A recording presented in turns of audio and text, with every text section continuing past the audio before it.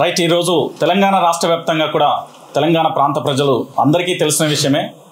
చిత్రగుప్త ఛానల్కు సంబంధించి గిరీష్ మీద దాడి జరిగింది. దానికి సంబంధించి తెలంగాణ రాష్ట్ర వ్యాప్తంగా ఉండే ప్రశ్నించే గొంతుకలన్నీ కూడా సమావేశమయ్యాయి. తెలంగాణ డిజిటల్ మీడియా అసోసియేషన్ ఈరోజు ఏర్పాటు జరిగింది.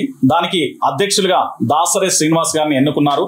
ఉపాధ్యక్షులుగా శ్రావ్య, రంజిత్ మైపాల్, జాయింట్ సెక్రటరీగా రజనీకాంత్ పుష్పాల గారిని, జాయింట్ సెక్రటరీగా క్రాంతి తిరుపతి, చీఫ్ అడ్వైజర్గా బక్క జడ్సన్ గారు, అశోక్, అదేవిధంగా మెంబర్స్గా రఘు, గిరీష్, మహేష్, గాడ్సే, సంతోష్ వీళ్ళందరూ కూడా మెంబర్గా ఉంటారు. మరికొంతమంది జైన్ కూడా అవుతారు. అయితే ఈ తెలంగాణ డిజిటల్ మీడియా అసోసియేషన్లో ఉండే ఛానల్ ఇప్పుడు మేము ఎన్నుకున్న ప్రకారం Kaloji TV, E96 TV, TR TV Telangana, PMR TV, Bharat Yuvasena, political webs, Bakka Judson facts, KR TV, Ashoka TV, YR TV, మన తొలి వెలుగు, ఓకే టీవీ. ఇప్పుడు ఈ అసోసియేషన్ ఏర్పాటు గురించి అధ్యక్షులు దాసరి శ్రీనివాస్ గారు మాట్లాడతారు.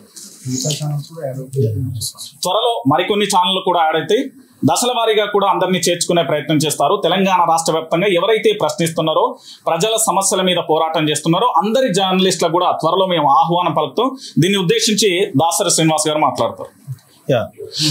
తెలంగాణ డిజిటల్ మీడియా అసోసియేషన్ ప్రెసిడెంట్గా తాత్కాలికంగా ఒక 3 నెలల పాటుగా నన్ను ఎన్నుకున్నందుకు ధన్యవాదాలు. సో ఈ కమిటీ 3 నెలల పాటుగా ఈ తెలంగాణలో ఉన్నటువంటి చిన్న ఛానల్ కావచ్చు, అంటే YouTube channels, digital media channels అంటేనే ఒక చిన్న చూపు ఈ తెలంగాణ కావచ్చు, తెలుగు రాష్ట్రాలు కావచ్చు, దేశవ్యాప్తంగా ఉన్నది. సో అందుకే దీనిలో పెద్ద ఛానళ్ళు, చిన్న ఛానల్ కాకుండా యూట్యూబ్ను నడిపేటువంటి ప్రతి ఛానల్ని కూడా ఈ తెలంగాణ వ్యాప్తంగా ఎన్ని ఛానల్ ఉన్నాయో అన్ని ఛానల్ కూడా మేము కోఆర్డినేట్ చేసుకొని ఈ అసోసియేషన్లో కలుపుకోవాలని చెప్పేసి ప్రస్తుతం తాత్కాలికంగా 3 నెలల పాటుగా ఈ కమిటీని ఎన్నుకోవడం జరిగింది. అయితే ఈ కమిటీని ఎన్నుకోవడం గల కారణం ఏంటి అంటే, తెలంగాణలో గత కేసీఆర్ పాలన నుంచి ఇప్పుడు కూడా ప్రస్తుతం అనేకమైనటువంటి అక్రమ కేసులు కావచ్చు, లేదంటే భౌతిక దాడులు కావచ్చు, అనేకం జరిగినాయి. సో దీన్ని ఒక ఐక్యంగా ఖండించాలనేటువంటి ఒక ధోరణితోటి రీసెంట్గా జరిగినటువంటి చిత్రగుప్త ఛానల్ నిర్వాహకులు గిరీష్ దారమోని గారి పైన జరిగినటువంటి భౌతిక దాడి ఏదైతుందో దానికి సంబంధించి మనంతా ఐక్యం కావాలన్నటువంటి ఒక ఉద్దేశంతో ఈరోజు తెలంగాణ డిజిటల్ మీడియా అసోసియేషన్ను ఏర్పాటు చేయడం జరిగింది. సో ఇలాంటి దాడులు ఈరోజు అది భౌతిక దాడి జరిగిన తర్వాత చాలా పరిణామాలు జరుగుతూ ఉన్నాయి. అసలు కొన్ని రకాలుగా శాటిలైట్ మీడియా కావచ్చు, ప్రింట్ మీడియా కావచ్చు, కొంత దుష్ప్రచారం చేసేట ప్రయత్నం చేస్తూ ఉంది. వీటన్నిటిని కూడా ఖండించడానికి మేము ఐక్యంగా ఉండాలి కాబట్టి ఒక ఐక్య వేదికను ఏర్పాటు చేసుకునే ఉద్దేశంతో ప్రస్తుతం తెలంగాణ డిజిటల్ మీడియా అసోసియేషన్ ఏర్పాటు చేయడం జరిగింది. దీని యొక్క ప్రధాన ఉద్దేశం ఏంటంటే, తెలంగాణ డిజిటల్ మీడియా అసోసియేషన్లో ఎవరైతే మెంబర్స్గా వస్తారో వారందరినీ కూడా ప్రస్తుతం మొదటి డిమాండ్గా ప్రభుత్వం ఖచ్చితంగా ఏ విధంగా అయితే శాటిలైట్ మీడియా కానీ ప్రింట్ మీడియా ఏ విధంగా గుర్తించిందో, తెలంగాణలో ఉన్నటువంటి ఏవైతే డిజిటల్ మీడియా ఛానల్ అవుతున్నాయో వాటిని కూడా గుర్తించాలన్నటువంటి ఒక ప్రధానమైన డిమాండ్తో ముందుకు వస్తూ ఈ అసోసియేషన్ సంబంధించి మేము త్వరలో చాలా విధి విధానాలన్నీ కూడా కంప్లీట్ చేసుకొని ఏ విధంగా ముందుకు పోతుంది అనే కోణంలో 3 నెలల పాటుగా మేము కసరత్తు తీసుకోవడం జరుగుతుంది. ప్రధానమైనటువంటి ఈ ఛానల్ ఏవైతే ఉన్నాయో వాటిని ఎలా కాపాడుకోవాలి, వారిపైన దాడులు జరిగినప్పుడు ఏ విధంగా స్పందించాలి, ఏ విధంగా లీగల్గా ముందుకు పోవాలనే కోణంలో ఈ యొక్క అన్ని విధి విధానాలను 3 నెలల పాటుగా ఈ యొక్క కమిటీ ఏదైతుందో, తాత్కాలికంగా అడ్హా కమిటీ ఏదైతుందో ఆ కమిటీ కసరత్తు చేస్తుంది. దాంతోపాటు ఈ 3 నెలల కాలంలో తెలంగాణలో ఉన్నటువంటి సీరియస్గా అంటే ఎవరైతే ఈ యూట్యూబ్ ఛానల్ నమ్ముకొని పనిచేస్తూ ఉన్నారో, నిర్వహిస్తూ ఉన్నారో వాళ్ళందరినీ కూడా కలుపుకొని ఒక భారీ ఎత్తున ఒక ఎలక్టెడ్ బాడీని 3 నెలల తర్వాత తీసుకురావాలన్నటువంటి ఒక ప్రధానమైనటువంటి ఉద్దేశంతో ఈ యొక్క అడ్హా కమిటీని ఏర్పాటు చేయడం జరిగింది. ప్రధానంగా ఈ యొక్క మేము ఈ యూట్యూబ్ ఛానల్ అన్ని ఏవైతే డిజిటల్ మీడియా ఛానల్స్ ఏవైతే ఉన్నాయో ప్రధానంగా ఐక్యంగా మేము ఒకటే చెప్తా ఉన్నాం. దీనికి సంబంధించి గిరీష్ దారమోని గారి పైన భౌతిక దాడి ఏదైతే జరిగిందో, వారి ఆఫీస్ పైన 3 సార్లు దాడి జరిగింది.